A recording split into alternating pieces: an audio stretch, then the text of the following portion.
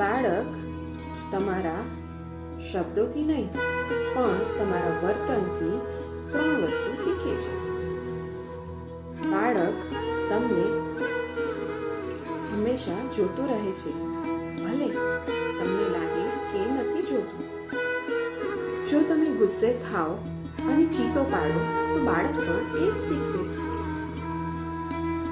તમે બીજા સાથે કેવું વર્તન કરો છો અથવા તો શબ્દ બોલો છો એ પ્રમાણે જ એ સન્માન આપતા શીખશે. જો તમે તમારી ભૂલોને શાંતિથી સ્વીકારો તો એ બાળકને મજબૂત બનાવે છે. બાળકને શીખવવા પહેલા તમે પોતે ઉદાહરણ બનો. બાળક આપણે જે કરીએ છીએ એની નકલ જ કરે છે.